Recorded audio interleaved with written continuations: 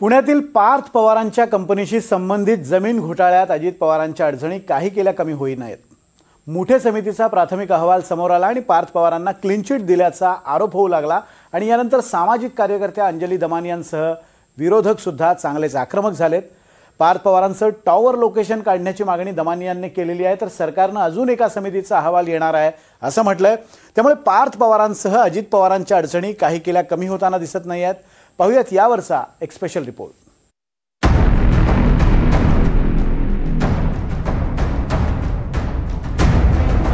1800 कोटींचा घोटाळा तरीही पार्थ पवार निर्दोष। संचालक पार्थ पवार पण घोटाळ्यात सहभाग नाही। जमीन घोटाळ्यात पार्थ पवारांना क्लीन चिट।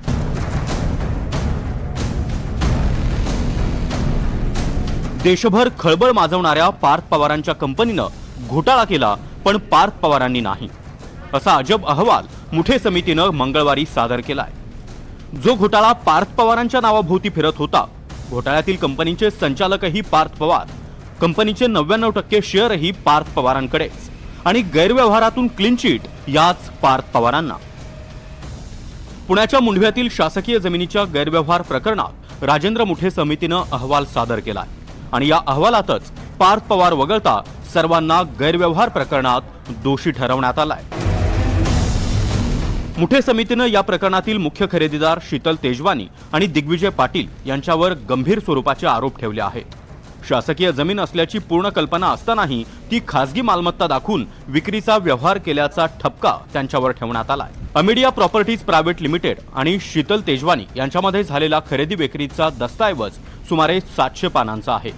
या दस्तऐवजासोबत जोडलेल्या 7/12 उतार्यावर देखील मुंबई सरकार असं स्पष्टपणे नमूद आहे आणि त्याला कंसात बंदिस्त केलेलं आहे, म्हणजे ती जमीन शासकीय असल्याचं उघड आहे।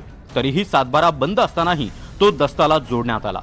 दस्त नोंदणी करताना संबंधित सहदुय्यम निबंधकानं म्युटेशन प्रक्रिया पार पडताना स्कीप हा पर्याय वापरून दस्तातील मिळकत जंगम असल्याचं भासून नोंदणी केली आहे।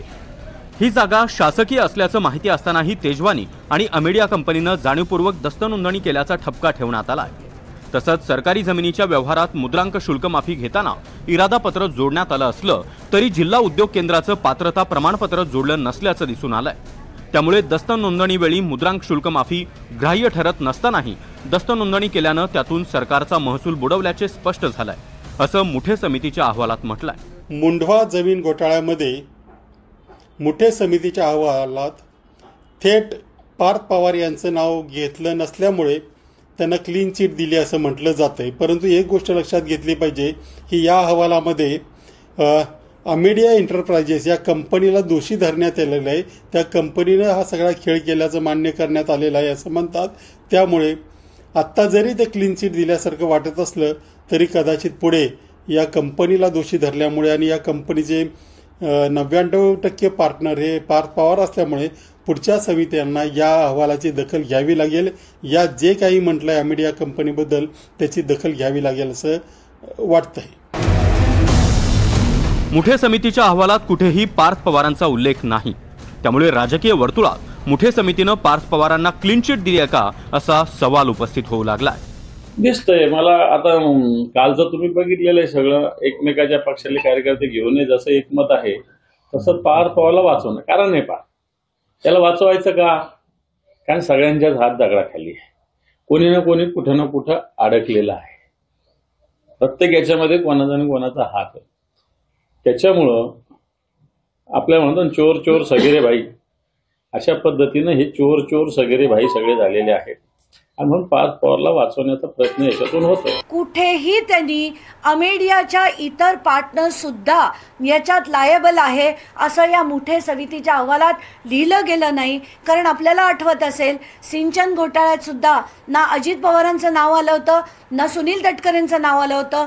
एक्झॅक्टली तोच पॅटर्न, मी तर याला देवेंद्र फडणवीस पॅटर्न म्हणेल की हाच पॅटर्न पुन्हा इथे आलाय।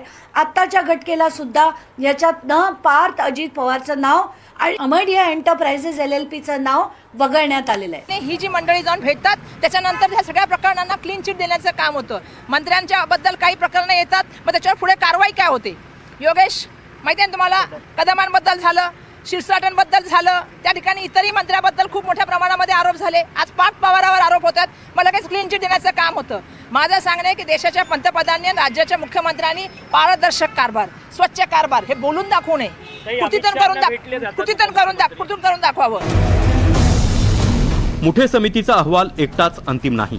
जमाबंदी आयुक्तांची समिती आणि जिल्हाधिकाऱ्यांची स्वतंत्र समिती हे प्रकरण तपासत आहे. त्यांचे अहवाल लवकरच सादर होणार आहेत, अशी माहिती महसूल मंत्री चंद्रशेखर बावनकुळे यांनी दिली आहे.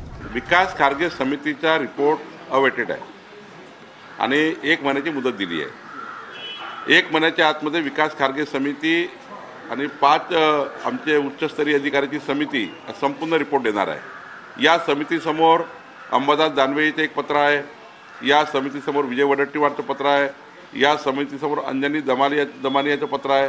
त्यांना हिअरिंग देणार आहोत आणि काही अजून पत्र आले आहेत. या जमिनीचा आपल्याला सर्च रिपोर्ट करावा लागेल. ही जमीन कशी त्या ठिकाणी गेलेली आहे, कारण गव्हर्नमेंट लँड आहे. मुठे समितीचा अहवाल बाहेर येतात सामाजिक कार्यकर्त्या अंजली दमानिया चांगल्याच आक्रमक झाल्यात. अंजली दमानियांनी जमीन घोटाळ्यामध्ये अजित पवारांनी आपल्या पदाचा दुरुपयोग केल्याचा आरोप केलाय. अजित पवारांनी राजीनामा देणं आणि निष्पक्ष चौकशी होऊ देणं हाच पर्याय आहे, अशी देखील टीका अंजली दमानिया यांनी केली आहे. मला जी माहिती मिळाली आहे त्याच्या आधारे मी मागणी करते की पार्थ पवार यांचं तेव्हाचं टावर लोकेशन काढण्यात यावं.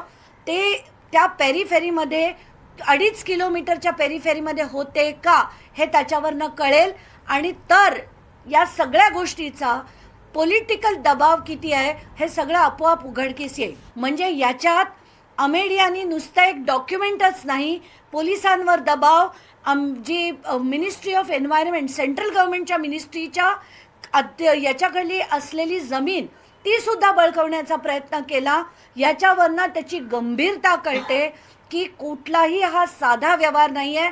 याच्यात बळ वापरलं गेलं होतं, याच्यात पॉलिटिकल इन्फ्लुएन्स होता आणि या सगळ्या गोष्टीमुळे आता तरी अजित पवार यांनी पुण्याच्या पालकमंत्रीपदाचा आणि उपमुख्यमंत्रीपदाचा तात्काळ राजीनामा हा दिला पाहिजे.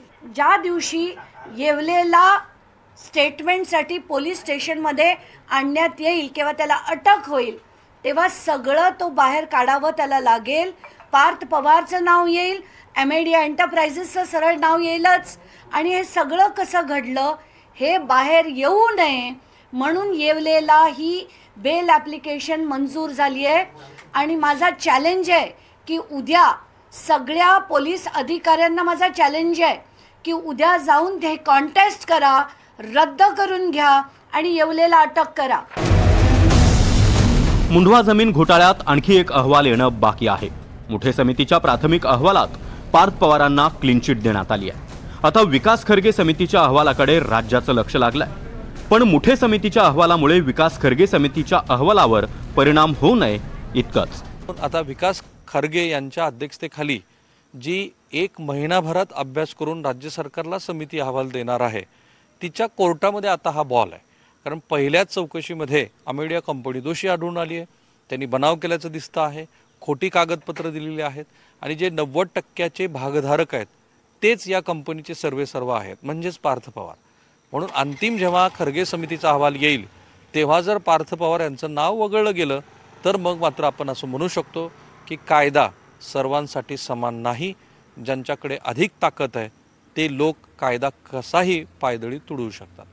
कॅमेरामन निकेतन माळेसह मी राहुल कुलकर्णी, NDTV मराठी, पुणे.